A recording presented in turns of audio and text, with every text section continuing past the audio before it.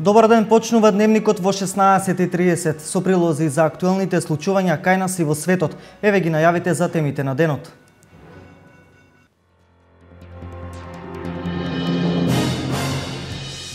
Се асфалтира дел од патот меѓу карбинските села Радање и Оџалија. Се асфалтираат и улици во Берово. Продолжува обновата на патната инфраструктура на истокот.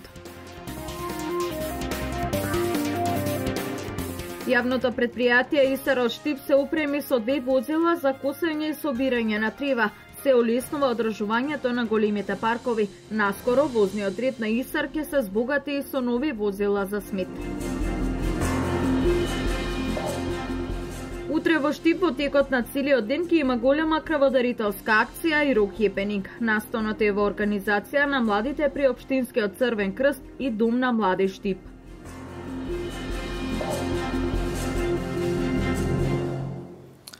Во општина Берово во тек се активности за подобрување на патната инфраструктура. Асфалтирани се неколку улици, а се подготвува терени за асфалтирање на нови улици.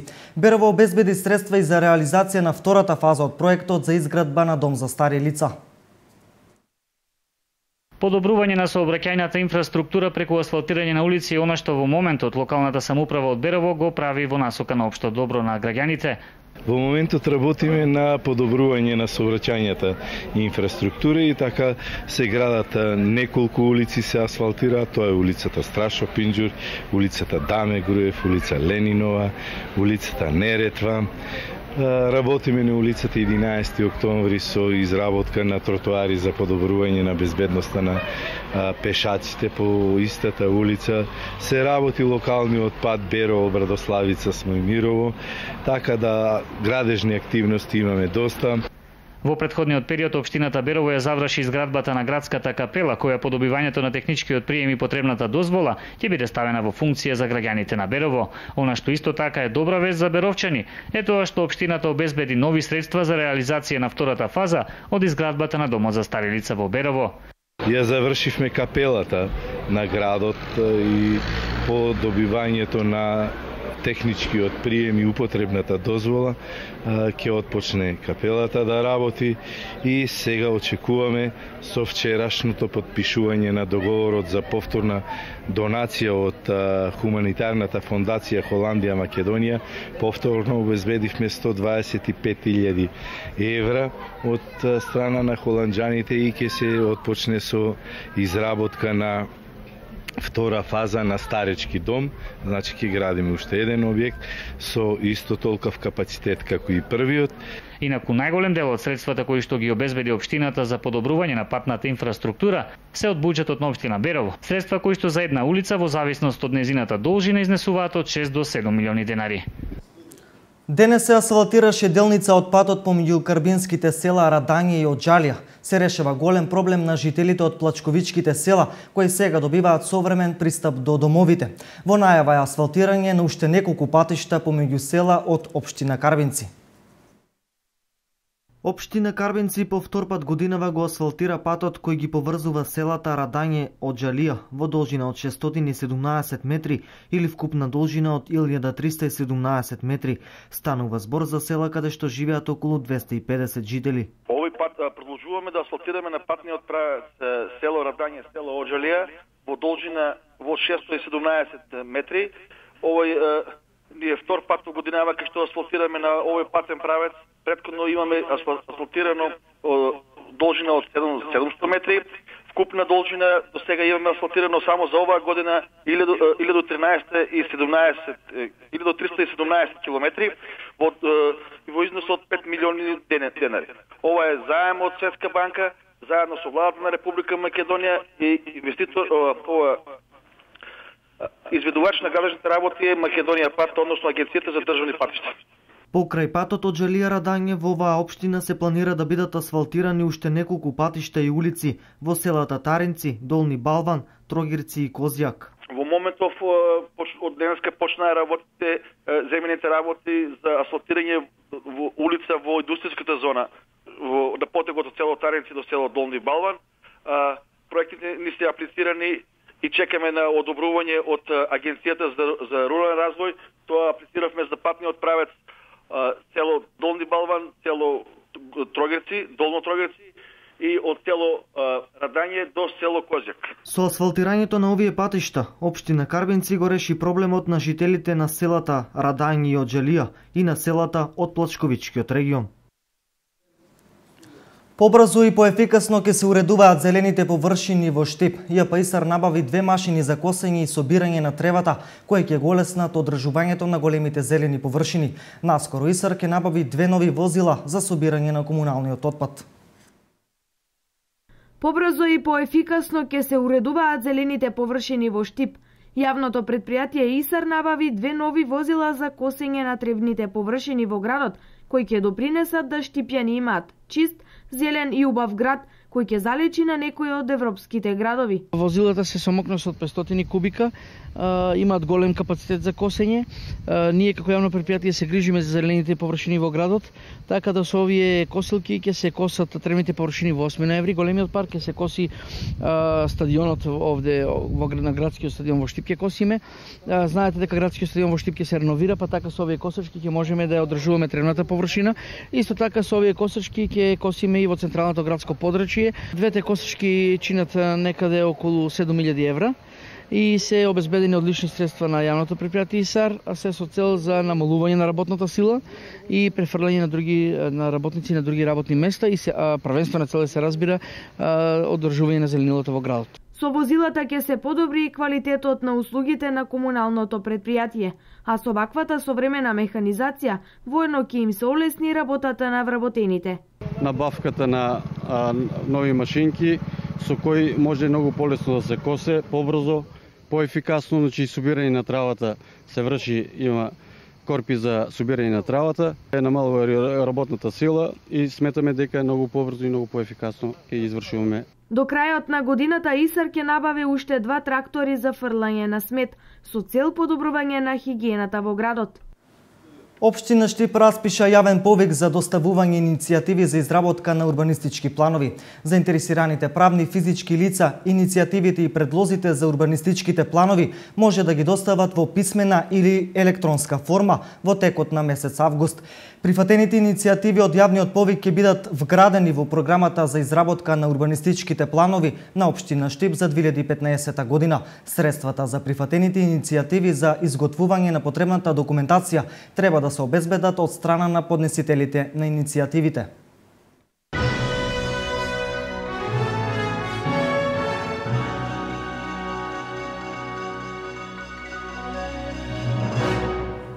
Заради превентивна систематска дезинсекција на подрачјето на општина Кочани на 30 и 31 јули навечер, четврток и петок ќе се спроведе втората фаза од теристичкото прскање против комарци. Прскањето ќе се врши од земја со апаратура за ладно запрашување со препаратот неопетроид. Со дезинсекцијата ќе бидат опфатени зелените површини во градското подрачје, периферијата на градот и низинските села. Пчеларите треба да ги преземат потребните мерки за заштита на пчелите.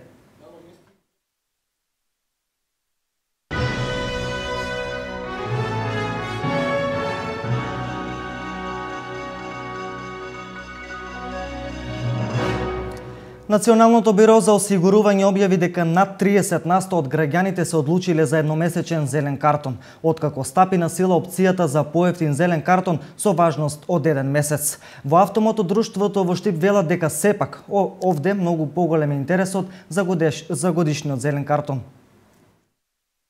Овие 3 месеци од летото за повеќето граѓани се резервирани за патување на годишни одмори или викенд прошетки во никоја странска дестинација, а со тоа откако стапи на сила мирката за издавање зелена карта за 1 месец, интересот за издавање на ниво на држава значително е голем, но на локално ниво, поточно во Штип, се ретки лицата кои вадат месечни зелени карти. Сепак исплатливоста ја бараат во годишните зелени картони, велат од автомото друштвото од Штип. Оние кои патуваа почесто веќе има извадено зелени карти. Оваа бројка на извадени картони за 1 месец е, да не речам, символична. Значи, не осеќаме некое посебно раздвижување и како единствена причина се наведува тоа што оние кои патуваат веќе ги имаат зелените карти. Значи, многу малку се оние кои патуваат за 1 месец Иако јас и во еден од претходните изјави реков, овој месечен картон, доколку се случи да патувате 2-3 пати, веќе е далеку поскап во основа од оној картон кој се вади при самата регистрација на возилото, во периодот од регистрација до регистрација. А според статистиките на Националното биро за осигурување, се повеќе луѓе ја одбрале оваа понуда, а најчести се оние кои патуваат еднаш годишно на летен одмор надвор од границите. Околу 8200 лица се одлучиле за месечна зелена карта. Инаку месечниот зелен картон чини 30 евра за возилата до 66 киловати, а за патничките возила кои имаат над 66, зелениот картон може да го купат за 50 евра, додека цената на зелена карта за една година е од 60 до 90 евра, зависно од киловатите на возилото. Зелената карта е задолжителен документ за патување преку која се осигурува возилото во случај на несреќа. Летна крводарителска акција проследена со музички хепенинг во текот на утрешниот ден ќе организираат волонтерите во клуб на млади при општинската организација на Црвен крст во Штип. Акцијата ќе се реализира во просториите на Дом на млади, каде се добредојдени сите хумани луѓе. Во текот на утрешниот ден со почеток во 9 часот, хуманите штипјани и жители од регионот кои сакаат да даруваат крв, тоа ќе можат да го сторат во просториите на Дом на млади. Оваа крводарителска акција ја организира клубот на млади при општинската организација на Црвениот крст во Штип во соработка со Дом на млади. За прв пат Домот на младите во соработка со Црвениот крст од Штип го организира хуманитарна акција, тоест крводарителска акција, која што ќе се одржи во просториите на Домот на младите и ќе биде проследена со еден мал музички настан кој исто така ќе се случи во внатрешноста, во внатрешните простории на Дом на млади. Под мотото Вашата крв спасува живот, акцијата е иницирана со идеја да се помогне на учесниците и повредените во сообраќајни незгоди. Статистички гледано, во летниот период има многу сообраќајни несреќи, па затоа по овој повод клубот на млади на Црвен крст во соработка со Дом на млади ја организира оваа летна крводарителска акција и целта на оваа акција е да се соберат што е можно повеќе крвни единици. Сите заинтересирани кои со својата крв сакаат да помогнат да се спасат многу човечки животи, со тоа што до 16 часот ќе даруваат од најдрагоцената течност, ќе добијат скромни подароци и благодарници за покажаната хуманост. И повикуваме сите граѓани од општина Штип и регионот и овој пат да покажат својата хуманитарна страна со тоа што ќе учествуваат на овој хуманитарен настан, односно крводарителска акција, која што, како што кажа, ќе започне во 9 часот и ќе трае до 16. Во рамки на топлиот културен бран утре во Делчево ќе биде прикажана театарската представа Парче душа. Почеток на представата е 20 часот, влезот е слободен. Со театарската представа Парче душа продолжува реализацијата на топлиот културен бран во Делчево. Театарска представа која што ќе се одржи утре вечер во спомен домот Асном со почеток во 20 часот. Во рамки на топлиот културен бран за 2015 година кој се реализира во летниот период и е под покровителство на Министерството за култура во соработка со општините во Република Македонија, среда 29 јули 2015 година со почеток во 20 часот во салата на спомен дом Асном ќе се одржи театарска представа Парче душа. Продуцент на представата е Љупчо Ѓоргиевски УПА, кој со актерство се бави од својата 13-та година. Основач на аматерскиот театар Чекори, со чии представи и улоги ги освоил сите можни награди во некогашна Југославија. Завршува ФДУ во класата на Љубиша Ѓоргиевски. Ги покануваме сите заинтересирани, сите пријатели на драмската уметност и театарската уметност да присуствуваат на оваа прекрасно остварување, прекрасно дело и понатаму Општина Делчево, Центарот за култура Никола Јонков Вапцаров во соработка со Министерството за култура продолжува со остварување и реализирање на сите планирани активности во рамки на топлиот културен бран. Инаку претходно во општина Делчево во рамки на топлото културно лето се одржи второто издание на фестивалот во Делчево под звездите. Топлиот културен бран продолжува на 6 август кога започнува во годинешното издание на голачките фолклорни средби.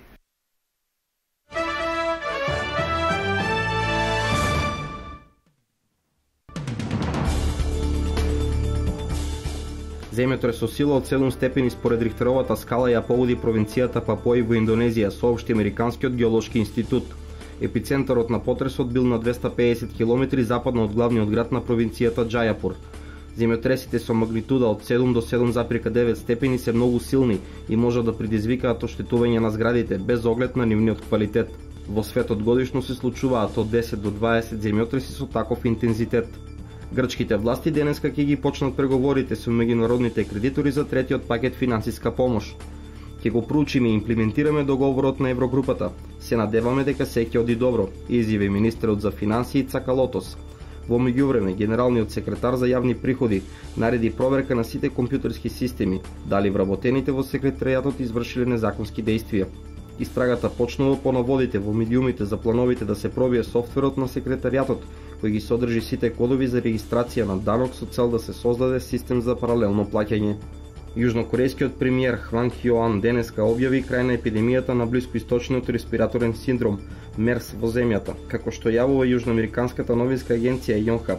36 лица починале и 186 биле заразени од болеста, за која нема ниту лек, ниту вакцина. Откако направивме оценка на ситуацијата, медицинскиот персонал и владата сметаат дека населението повеќе нема од што да стравува, истакна премиерот пред членовите на кабинетот. Епидемијата негативно се одрази врз растот на економијата во Јужна Кореја, намалувајќи ја потрошувачката. Поради избегнување на јавните места од страна на јужнокорејците, продавниците, трговските центри, рестораните и кината забележале пад во продажбата.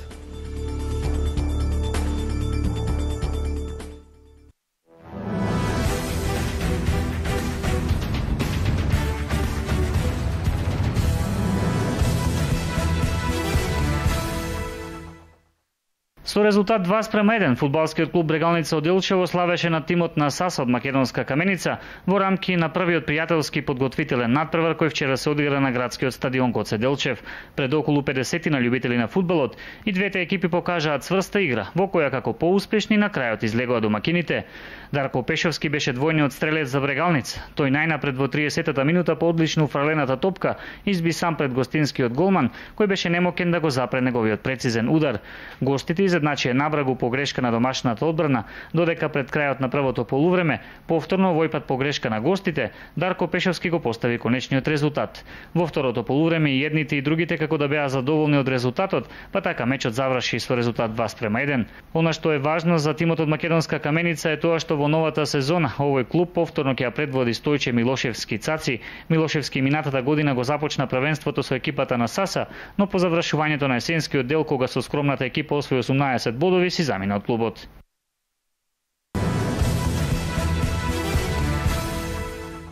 Македонската женска младинска репрезентација испушти шанса да направи големо изненадување против фаворизираниот противник Русија, откако во последната минута од надпреварот на два пати го изгуби водството од 1 гол разлика, кое ќе значеше и борба за повисок пласман на Европското првенство, кое се одржува во Шпанија, Валенсија.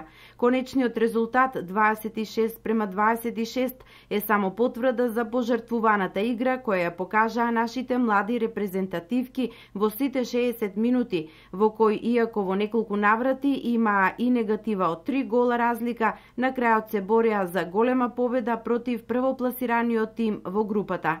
За репрезентацијата на Русија ова беше прв загубен бод на првенството, но тие сепак завршија на првото место во групата и заедно со Германија го продолжуваат настапот во осмина финалето од шампионатот. Македонија како трето пласирана и последно пласираната Литванија ќе разигруваат за пласман против последните две селекции од А групата – Србија и Хрватска.